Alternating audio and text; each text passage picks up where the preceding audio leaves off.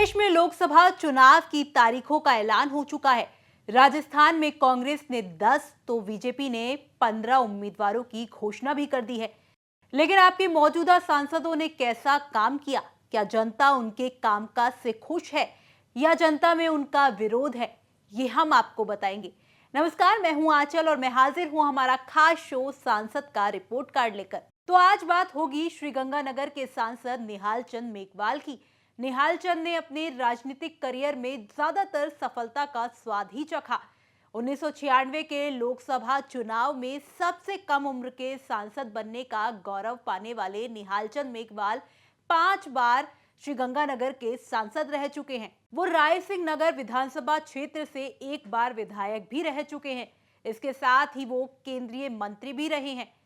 7वीं बार लोकसभा चुनाव लड़ने वाले निहाल चंद अपनी सफलता के सफर को इस बार बरकरार रख पाएंगे या नहीं, ये अभी तय नहीं है, क्योंकि बीजेपी की पहली लिस्ट में उनका नाम नहीं था। कहा जा रहा है कि केंद्रीय नेतृत्व इस बार दूसरे चेहरे पर भी विचार कर रहा है।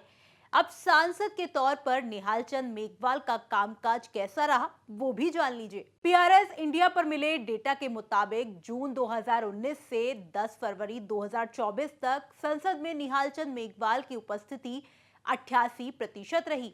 निहाल चंद मेघवाल ने संसद में कई बहसों में हिस्सा लिया। इनमें जल प्रदूषण की रोकथाम और नियंत्रण के लिए संशोधन विधेयक, एफसीआई के किसानों और व्यवसायियों को उचित राशि दिलाने की मांग, श्रीगंगानगर को हवाई कनेक्टिविटी उपलब्ध कराने की मांग सहित कई बहसों में हिस्सा लिया।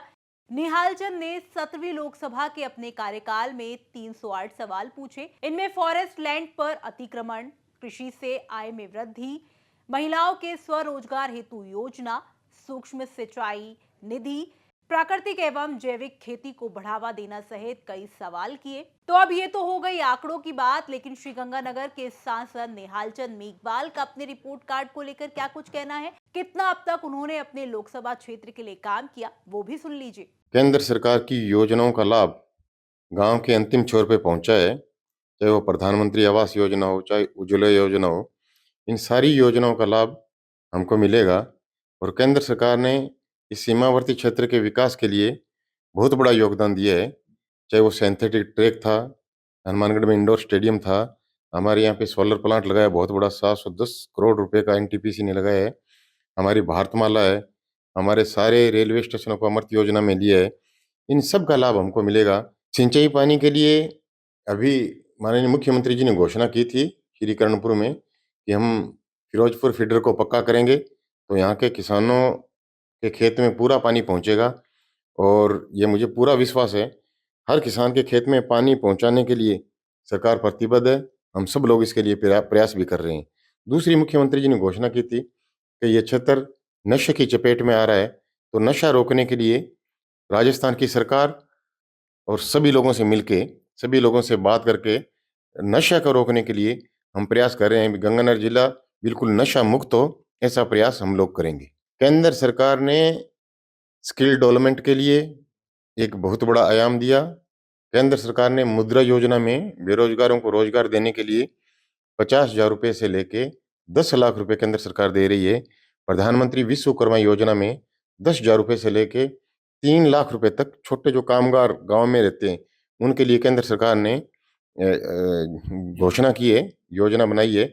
और मैं समझता हूँ कि प्रधानमंत्री जी की गारंटी वाली गाड़ी है, जब वो पंचायत मुख्यालय पे जा रही है, सभी पंचायतों में कैंप लग रहा है, इसका बहुत बड़ा बेनिफिट गांव के लोगों को, ग्रामीण क्षेत्र को इसका मिलेगा। अब सांसद निहाल चंद तो अंतिम छोर पर बैठे व्यक्ति तक लाभ पहुंचाने का दावा कर रहे हैं।